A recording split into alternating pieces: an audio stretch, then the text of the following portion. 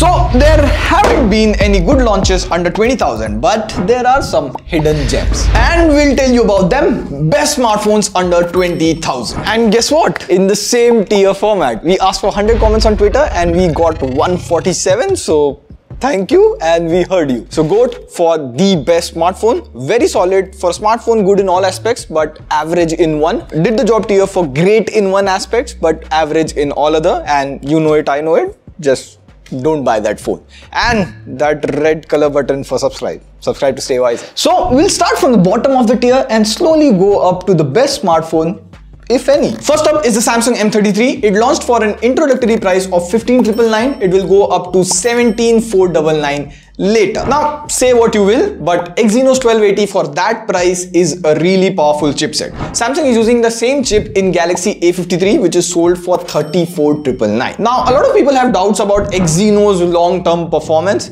See, it is a good processor. Comparatively, you get Snapdragon 695 in this range, and Exynos 1280 is definitely faster and has some advantages over it. First of all, you can record 4K videos. Snapdragon 695 doesn't allow that. Samsung M33 lets you record 4K videos. Second, Exynos 1280 is a 5nm chip, so it has really good battery life as well as heat management. Second, Samsung phones generally have good camera specs. But keeping the megapixels aside, Samsung's color science camera processing is far better than the competition. And we have tried Samsung flagship S series to FE series to A series to M series, basically every Samsung phone in all range.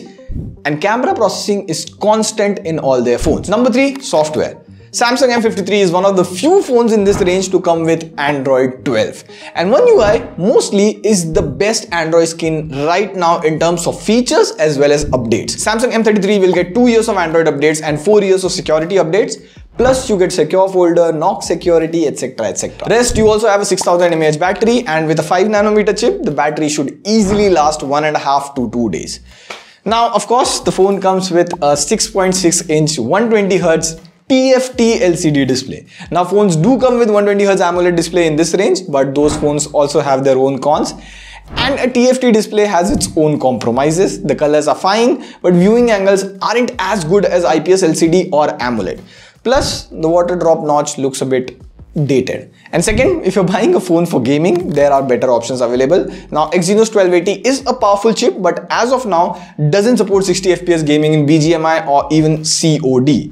This should be fixed with an update, but let's talk about what you get with the phone at the present, because you are going to pay money in the present, right? Now, if the display was IPS LCD, I would have kept it at a very solid. It's actually a good offering for someone who needs a good phone for day-to-day usage, good OS and better future Android update support.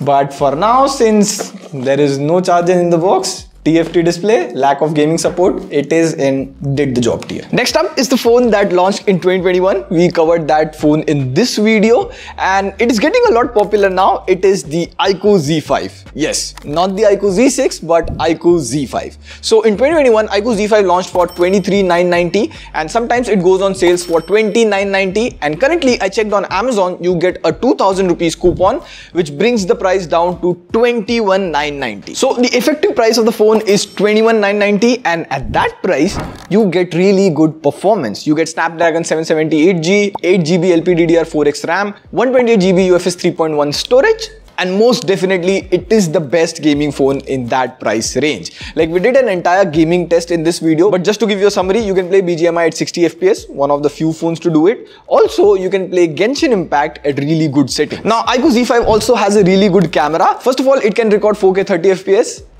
Like, it's funny, in 2022 I have to say a phone can do 4K recording, but it is what it is. Also, you get a really good selfie camera. Number 3, you get a 5000 mAh battery with 44-watt charging, so easily it can last more than a day. Also, when you have to charge, it goes 0 to 100 in about 1 hour. Now, of course, there is a con with the phone, just like other smartphones. What you get is a 6.67-inch 120Hz IPS LCD display. Now, of course, it's not a bad display. You get really good brightness and good viewing angles, but obviously it's not an AMOLED display. And previously I would have put it in did the job tier, but since there is a discount and the pricing is now more closer to 20,000, I'll put it in very solid tier.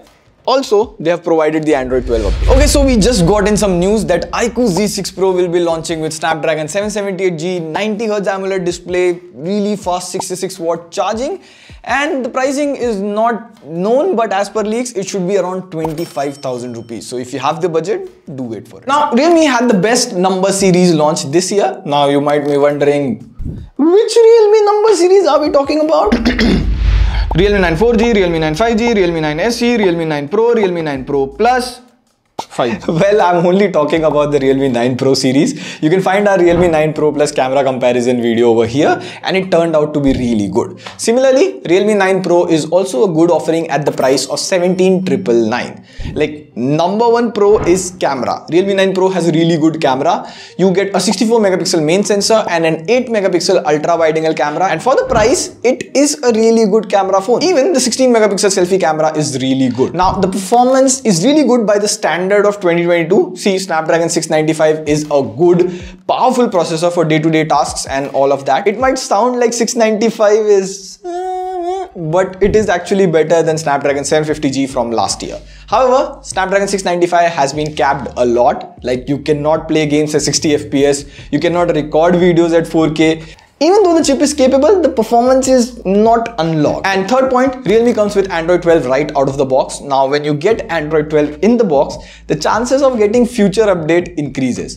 So it's good of Realme to give the latest Android in the box. The only con in the phone I can think of is 120Hz IPS LCD display. So in this range, either you compromise on camera or on LCD display. Another thing, Realme 9 Pro has 33-watt charging. Last year, you had 50-watt charging. So this year, it seems like a downgrade in terms of charging compared to last year. Now, apart from the display, I would say it's a really solid phone and it deserves to be in the very solid tier. Now, personally, I was really excited about the Redmi Note 11 Pro launch this year. Last year, it was crazy, but this year it was meh. But actually, Poco X4 Pro 5G turned out to be a really solid, well-built 5G phone starting at 18,999. Now, it is the same exact phone as Redmi Note 11 Pro Plus, but 2,000 cheaper. Now, number one, Poco X4 Pro 5G is one of the few or the only 5G phone to have a 120Hz AMOLED display under 20,000.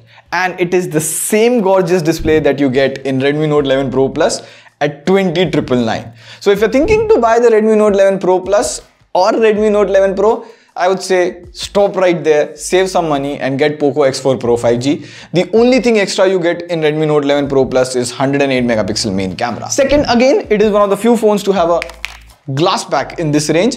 And the phone is slightly big but really well built and good looking. Now, in terms of performance, you get Snapdragon 695. So in BGMI, the gameplay is really smooth. Also, in day-to-day usage, I didn't find a lot of bugs. The overall UI experience was smooth. Now, in terms of cons, well, I would be nitpicking a bit, but I really like the overall camera setup. But the selfie camera takes really faded photos.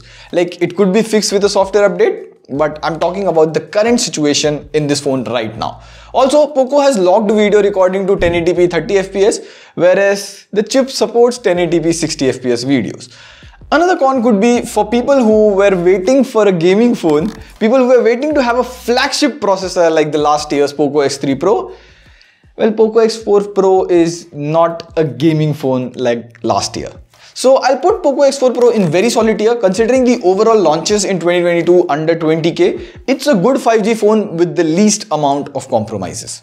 Now, most of you would be waiting for the Redmi Note 11 Pro series, so let me quickly address it. So Xiaomi launched two smartphones in Redmi Note 11 Pro series, Redmi Note 11 Pro 4G and Redmi Note 11 Pro Plus 5G. So Redmi Note 11 Pro Plus is the same phone as Poco X4 Pro 5G, but 2,000 costlier. And all you get in that 2,000 rupees is 108 megapixel camera. So save 2,000 rupees and buy the Poco X4 Pro 5G. That's it. That's the answer. Now, finally, this would be one of my favorite phone under 20,000, Moto G71 at 19,000. See, you get very few compact handy phones in budget. So number one, Moto G71 is a really compact phone with a 6.4-inch display. Even the weight of the phone is 179 gram. And even in the small form factor, they have put 5000 mAh battery. Number two, the Moto G71 comes with a 60Hz AMOLED display, and it's a good bright display for outdoors. You get wideband L1 support, so you can watch Netflix, Prime Video, all the OTT apps at 1080p. And third, the major reason for buying Moto phones is stock Android. Now, the thing is, people find stock Android is boring. Well, it does have some extra features over Android, which is like a video in itself, but this boring UI actually keeps the phone bug-free. See, Motorola doesn't need to make a lot of changes to stock Android to put it in their phone, hence the bug rate is low.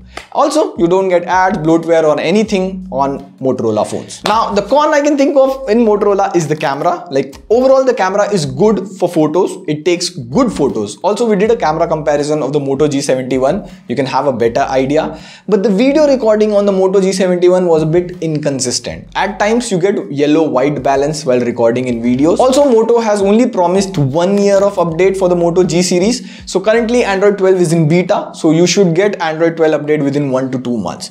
So if update is your priority, I would say you should spend a bit more and get Moto S20 Fusion at 21,490. Motorola has promised 2 years of OS update and 2 years of security update for the Edge series.